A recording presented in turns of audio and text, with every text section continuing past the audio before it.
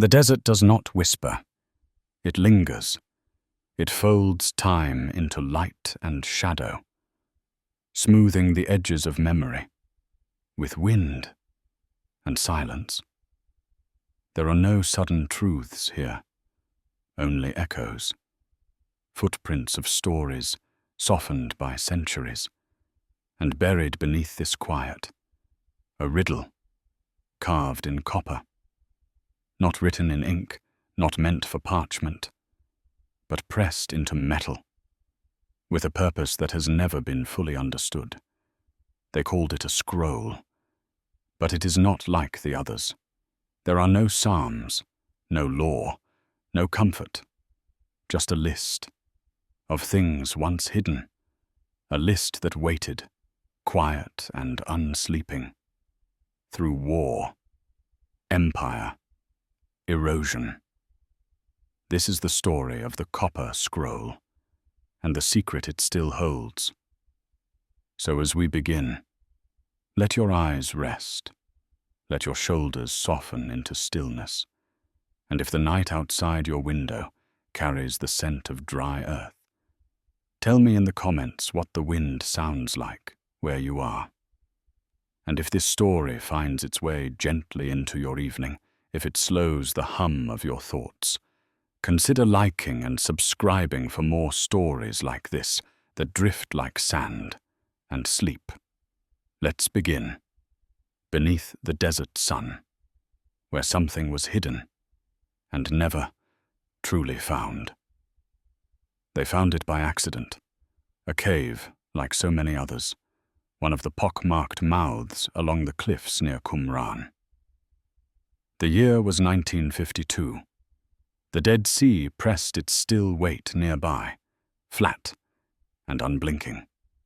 The scrolls found earlier in these caves had changed everything. Words over 2,000 years old, preserved in clay jars, verses and visions written on parchment and papyrus, fragile, holy, full of ancient longing.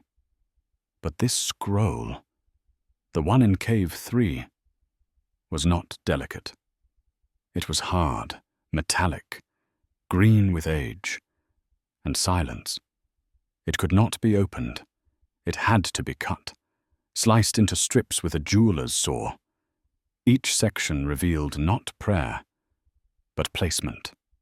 64 of them. Locations, depths, amounts, no invocations, no names of God, just weight, distance, buried wealth, gold ingots, silver bars, ritual items wrapped in linen, each entry dry, exact as an inventory. But this was not inventory. It was a trail, and no one knows where it truly begins, or why it was made. To find the heart of the scroll, we must go backward, not to a moment, but to a pressure, a time when power flickered, when the future of a people tightened, like a clenched fist. Jerusalem stood on the edge. The Second Temple gleamed white in the sun, its courts crowded with both pilgrims and fear. The Romans had come, and tension walked the streets like a shadow. Some say the copper scroll was born in this moment, not in ritual, but in resistance.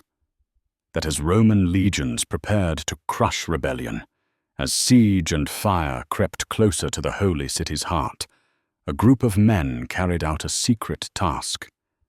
They took what was sacred, what could not fall into foreign hands, and hid it, not in one place, but in dozens. And they recorded the locations not in whisper, but in metal, so that one day, if the world still stood, the treasure could be found again.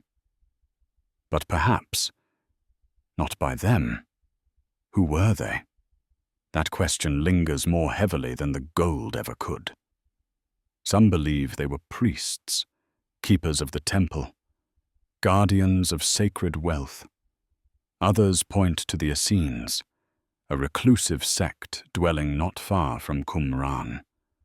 Writers of purity, of end times, of a teacher of righteousness who would rise from silence. They left behind texts, rules, visions, and perhaps one final thing, a map. But the copper scroll does not match their voice. It carries no spiritual warning, no symbol of creed. It names no sect. It speaks with blunt purpose. Just places, treasures, commands. And still others whisper something older, that the scroll reaches further back, to Solomon, to the first temple, to riches hidden before Babylon's siege, forgotten by time, and rediscovered during the second. If that is true, then the scroll is not a warning. It is a time capsule, a key to something once glorious and long, long lost. The words of the scroll are simple. 42 talents of silver lie under the stairs of the salt pit. 70 talents in the water cistern at the base of the rock. They read like riddles or directions meant for someone who already knew the way. But time has shifted the world. The salt pit may be gone, the stairs buried, the cistern sealed under centuries of silence. Scholars have traced the places. Most lie near Jerusalem or Jericho, but the land has changed. Wells filled in, cities built atop ruins, rivers shifted by quake and time. And still, the scroll waits. It does not call loudly, but softly. For decades, the scroll has lured many. Academics with careful pens, adventurers with leather-bound maps, governments, spies, and those who believe in destiny.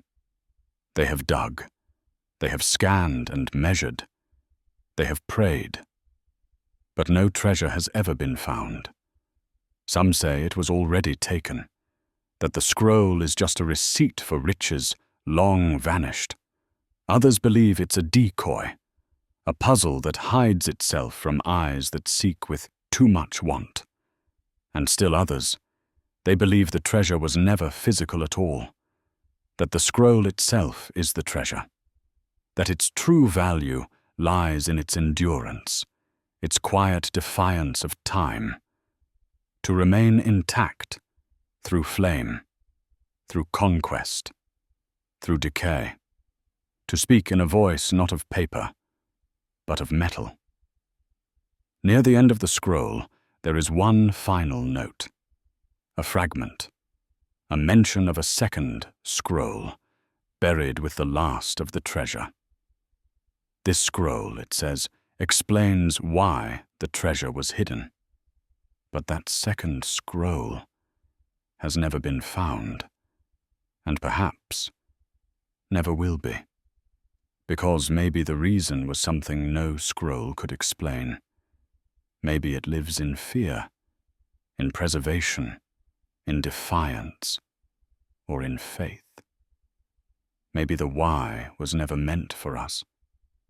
In museums now, the copper scroll rests behind glass. Not beautiful, not ornate, just fragments of greened metal, sliced into sections like puzzle pieces from another age. But it still holds weight, not just in the treasure it names, but in the question it asks. What do we choose to preserve? What do we bury, and why? And who do we hope will find it? The scroll has waited in silence, and perhaps that is its final message. Some treasures are not meant to be found, only remembered. The desert moves slowly. It does not forget, but it changes the shape of memory. Sand smooths what stone once carved. Winds erase trails, and leave only silence in return. In this ever-shifting hush, The copper scroll rests like a heartbeat beneath the dunes. Not dead, just waiting. Not all who sought it came for gold. Some came for understanding. In the quiet years after its unrolling, the scroll found its way into the hands of scholars, men and women who leaned over it not with greed, but with reverence. They traced its Hebrew script, not the flowing letters of sacred texts, but sharp, almost mechanical strokes. They translated the words, measured the weights, mapped the distances. But they found something else, too. Something beyond the words. A dissonance. The scroll did not match its siblings. The Dead Sea Scrolls were voices of faith and fire. This was a ledger. It named no prophet, no divine covenant. Only silver. Only places. Yet still, it felt ancient. It carried the dust of warning, the stillness of sorrow. What happened, they wondered, that made such a record necessary? And what, exactly, was being protected? Among the seekers was a man named Vendell Jones, a former pastor turned biblical archaeologist. He believed, with unwavering conviction, that the scroll was not just real, but divine. He read it not as metaphor, but as map, and he followed it to the Judean desert, beneath the sun's unblinking gaze. He dug, he searched, he sifted centuries of stone and soil. In 1988, he uncovered a small cache, incense wrapped in linen, sealed in jars. He called it sacred. Others called it coincidence. He died without finding the treasure. But his belief never wavered, and in his eyes, the scroll never lied. Others came with different eyes, military minds, agents, governments who saw in the scroll not only gold, but power. There were rumors, files reviewed in quiet offices, digs funded in shadow, perhaps not for silver, but for the knowledge buried with it. If the scroll was tied to the first temple, if its treasures once rested in Solomon's hands, what might those relics hold? What echoes of origin, of legend? What might be proven or undone? And so the scroll passed from hand to hand, its metal fragments wrapped in velvet, its words transcribed 100 times. And still, its silence deepened, because none who followed it found more than dust. Yet the scroll endures, and perhaps that is its miracle. More than 2,000 years have passed since its words were etched. Empires have fallen, languages lost, religions fractured, maps redrawn. But the copper remains. It did not fade like ink, did not rot like parchment. It held its message with patient strength, waiting for someone who could see not only what it said, but what it meant. There is a detail often overlooked, a line within the scroll that names a priestly chamber, another that speaks of sacred vessels. These are not terms of economy. They are ritual, which raises a possibility that this was not wealth for wealth's sake, but something holier, a preservation not of riches, but of purpose. Perhaps those who buried it did so not to return for it, but to protect it from being misused, to keep it hidden from hands that would not understand. And maybe they succeeded, because none have uncovered it since. Not fully, not clearly. The scroll still holds its mystery, still guards its silence. One theory haunts even the most grounded researchers. What if the scroll was a riddle with no answer, a decoy, meant to distract, to draw attention away from the real location, or to protect it through confusion. The entries are not always precise. Some refer to landmarks now vanished. Others list depths that contradict the terrain. Could it be deliberate? If so, it was brilliantly done. Because 2,000 years later, the world still looks, still digs, still dreams, and still finds nothing, only the scroll and its voice of metal. But perhaps that's the point. Perhaps what was buried is not the only treasure. Perhaps the real gift is this, that across millennia, a single artifact could call to so many different people, each seeking something they believe is hidden. Gold, truth, salvation. Each seeker leaves a trace. Each dig reshapes the earth just slightly. Each translation brings the past closer to breath. And in that way, the scroll lives, not in what it gives, but in what it draws forth. Curiosity, wonder, the quiet ache to know, to find something lost.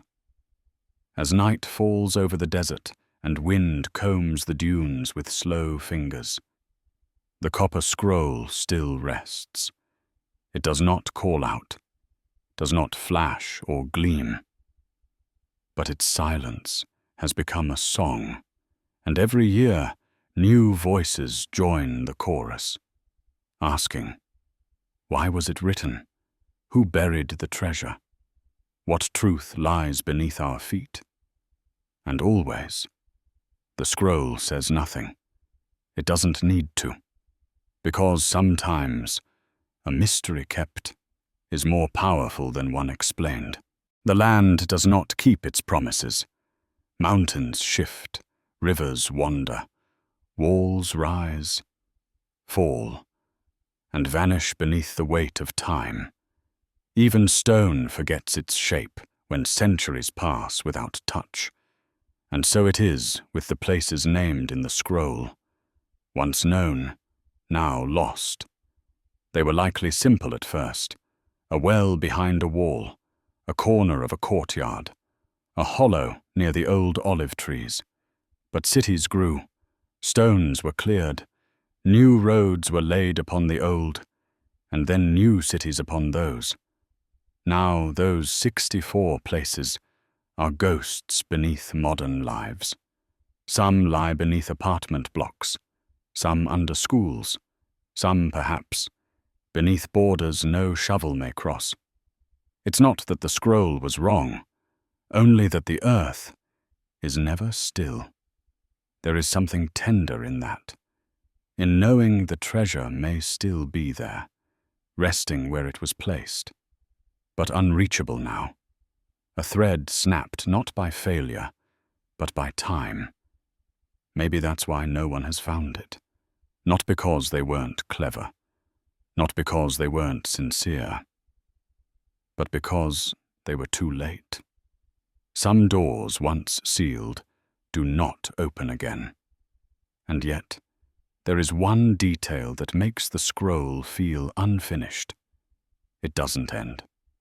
There is no final statement, no closing line, no prayer, no warning, no farewell. Just the last entry, cut like breath before the end of a sentence. It lists an amount, a location, a direction, and then nothing, as if whoever wrote it had to stop, or was stopped. And so the scroll itself feels suspended, like a thought interrupted, a candle snuffed, a journey halted. What happened to the one who wrote it? Did they hide the last treasure and run? Or were they caught before they could finish? No one knows, and that not knowing echoes louder than the treasure itself. Sometimes in deep excavation, Archaeologists find scrolls buried with care, wrapped in linen, sealed in jars, hidden behind walls. But the copper scroll was found differently. It wasn't protected. It wasn't preserved in the same way. It was placed in a cave, but not one especially deep, not sealed in draw or stone. Just left. Some believe this means it was hidden in haste. Others think it was left on purpose, meant to be found. Or perhaps it was forgotten, abandoned by the same chaos it tried to outrun. But the fact remains, it was found, and none of the treasures it lists have been. That dissonance sits heavy in the heart of the story, as if the scroll itself was never meant to deliver treasure, only to preserve the idea that something once mattered enough to be hidden. There are scrolls that sing of divine law, others that cry out for justice or salvation. But the copper scroll says nothing of the soul. It doesn't moralize, doesn't instruct. It simply tells where to look. And so it feels different, like a map etched not to lead others, but to prove something once existed. The gold was real. The silver was real.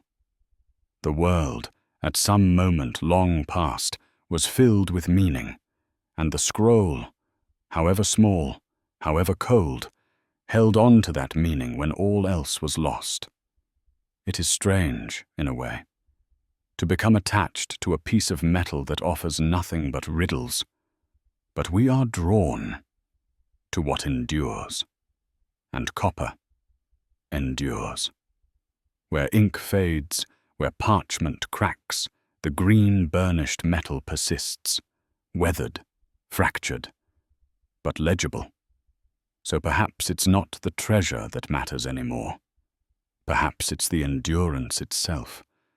The fact that someone tried, that in a world unraveling, someone took the time to write down what was precious. And even if it was never found, even if no shovel uncovers a single coin, that act alone was sacred. There is a story told among Bedouins in the region, not written down, but passed in quiet voices around fire, that the desert buries what is not ready to be known, that secrets have weight, and that when too many hands reach, the sand deepens. The copper scroll, they say, is not a list. It is a test. Only when the world is quiet enough, still enough, will the treasure rise again. Not before. And perhaps never. If that's true, if silence is the key, then maybe what we're meant to find is not the treasure, but the story. The sense that something ancient still hums beneath the world we know, and that to chase it, to wonder, to dream of what lies beneath the earth, that all us is enough. That is its gift. In another museum, in another city, a child stands before the copper scroll. She doesn't read Hebrew. She doesn't know the story.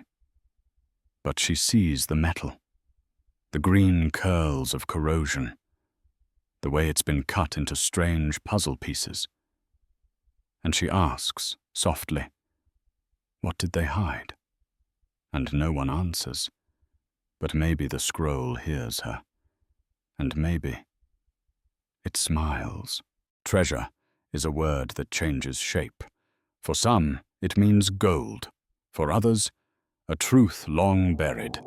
For others still, it's the story itself, the very act of seeking. The copper scroll has drawn all three. It has drawn pilgrims and cynics, believers and skeptics, quiet thinkers and loud dreamers. Some came with picks and trowels, others with books and brushes, each hoping to pull something from the earth that would make it all make sense. But the earth gave nothing back. Not the silver, not the hidden jars, not the answers, only more dust, more space to wonder. A man once searched for the scroll's treasure every year. For 3 decades, he wore linen shirts and carried maps he made himself. He talked to the wind as he dug. People called him eccentric. Some called him inspired.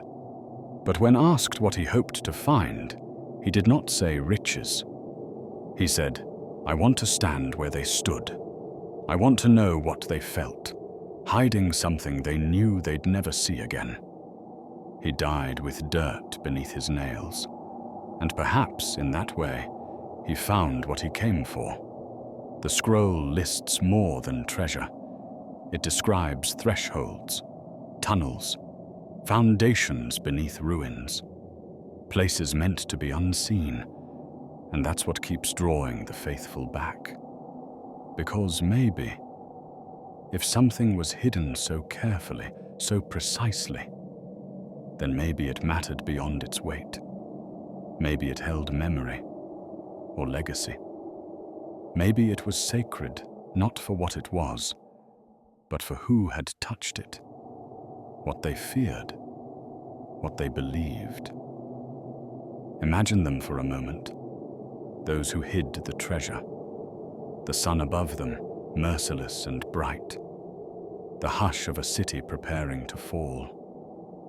They moved in silence, carrying vessels swaddled in cloth, coins packed in urns, jars sealed with pitch. They walked old roads by night, avoided the eyes of soldiers, took turns watching the path behind them. And each time they buried something, they marked it down, not in code, but with care, because they believed someone would come back, someone would find it, someone would remember. And in writing the scroll, they made that belief real. But no one came. No one returned with the map in hand, knowing the places by heart. Time moved forward. The scroll remained behind until it was found again, and then studied, but never completed, because the story wasn't only in the treasure, it was in the failure to find it. The questions unanswered, the puzzle unsolved, the way the scroll left just enough to keep us looking. There is something kind in that, something deeply human, to create a map not to claim, but to remember, to preserve the trace of something beloved, even if the thing itself will never be recovered. The scroll does not despair. It does not plead. It simply exists. And in its stillness, it teaches us something we forget too easily, that sometimes to search is enough. Some believe the scroll is not one story, but many, stitched together, that the entries come from different eras, different voices. Some lines match the syntax of later Hebrew. Others feel much older, like the desert spoke them. If that's true, then the scroll becomes more than a document. It becomes a chorus, a collective act of remembering, over time, over fear, over loss, each voice adding one more clue, one more place, one more reason to hope. Hope is not always loud. Sometimes it's quiet, etched in copper, pressed between silence and sand. It doesn't need to be proven, only carried. That's what the scroll has done. It has carried hope, not for treasure, but for continuity, for a thread that ties us back to a moment long before memory, and still holds. A scholar once said, "The copper scroll is not a relic, it is a wound." What he meant was this, that it speaks of something torn, a loss too great to name. And the scroll was the bandage, a way to say we tried to keep something safe. We could not save the temple. We could not save the city. But we saved this. Even if the treasure is never found, the effort still matters. Some nights, when the wind is just right, you can hear stories rising from the caves near Qumran. Not real voices, not ghosts, but memory. The desert does not forget. It just waits for someone quiet enough to listen. The world is filled with places we can no longer reach, not because they are far, but because they are changed, buried not by miles, but by time. The copper scroll speaks from one of those places, a place before collapse, before the fire, before silence overtook the sacred. It speaks of hidden things, not only gold, but intention. It holds a moment, a breath, before everything was lost. And through its words, we can almost feel that breath again. There is a detail few notice. Many of the scroll's entries use the word in, not under, not besitul, but in the bath, in the tomb, in the cistern, as though the treasure is not buried next to the holy, but within it, folded into the sacred architecture. This suggests something more than hiding, more than secrecy. It suggests reverence. To place treasure in a sacred space is not to store it. It is to give it meaning. And that is not for the finder. It is for the one who leaves it behind. Maybe that is the scroll's true mystery. Not where the treasure went, but why it was considered treasure at all. The vessels, the spices, the coins. Yes, they held value. But in the context of a ruined temple, what they held most of all was memory, ritual, continuity, a way to preserve a fading world in the belly of the earth, not to retrieve it, but to honor it. The scroll makes no promises. It does not say, "This will be found." It does not name a future discoverer. No chosen one. No final unlocking. Only a list. Only places. And the echo between them. Some have tried to add to it. Some have tried to complete it. Others to disprove it. But the scroll does not respond. It holds its shape. It does not change. It does not argue. It waits. In the end, maybe the scroll was never about recovery, never about wealth or proof. Maybe it was a memorial, a final act of love for a world being swept away. Because sometimes you write things down not so they can be used, but so they can be remembered, so that if the walls fall and the people scatter and the sacred burns, you still have something that says, "We were here." The scroll is not beautiful. It is jagged, damaged, green with corrosion. Its characters are cramped, its language blunt. But it endures, and that, perhaps, is its beauty. It is not here to decorate, not here to inspire awe. It is here to speak when all other voices have gone quiet.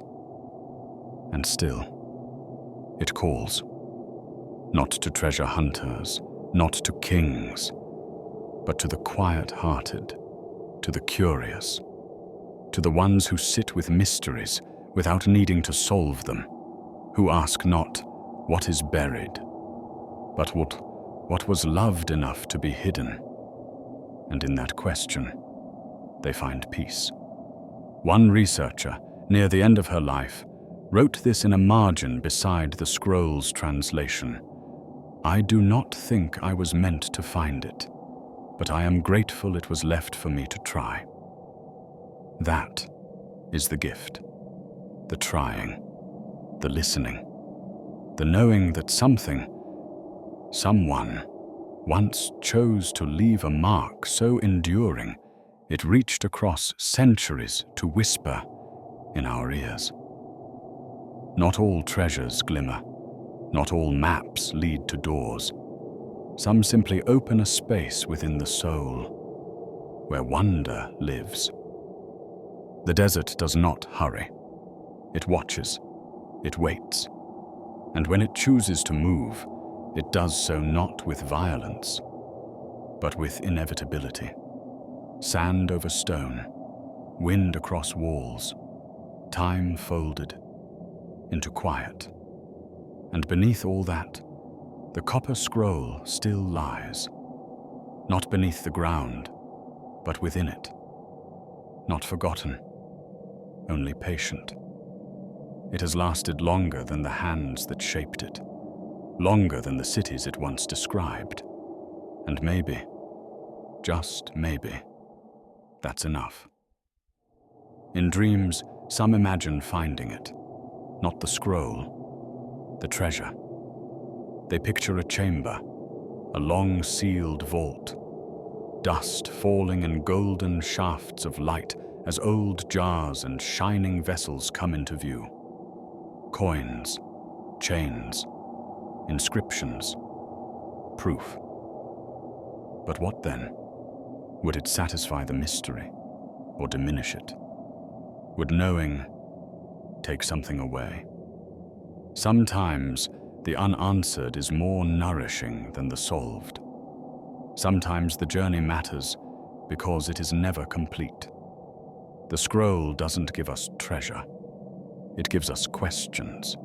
It gives us the act of searching, of wondering, of pausing in our busy, blinking world to listen for something ancient. A voice not loud, not urgent, but enduring. And that, in a world so full of noise, is its own kind of grace. The cave where it was found still exists, quiet, unmarked.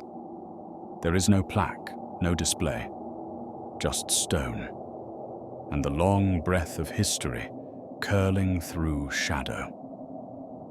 Visitors who stand there now hear nothing, but if they close their eyes, they might feel something, not the presence of treasure, but the absence of forgetting, a trace, a thread, a hush that says, "This mattered." Perhaps that is the scroll's true offering, not the things it lists, but the act of listing, of preserving, of choosing to mark, in metal that resists the decay of time, a truth too valuable to lose.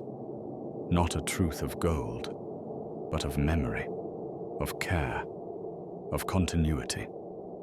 In the end, the copper scroll is not about discovery. It is about preservation, not of wealth, but of intention. A message, sealed in silence, for someone who would one day stop long enough to read it, without needing to solve it. Just to know it was there, that someone cared, that even as their world fell apart, they believed in the future, in us. So if this story brought stillness to your night, or gently stirred your imagination, like dust lifted by dusk wind, thank you for listening. And if you'd like more stories like this, soft, forgotten, mysterious, gently subscribe. It helps these stories find others who listen quietly too. Sleep well tonight, and remember, some treasures are not meant to be found, only followed, only remembered, only held close. in silence.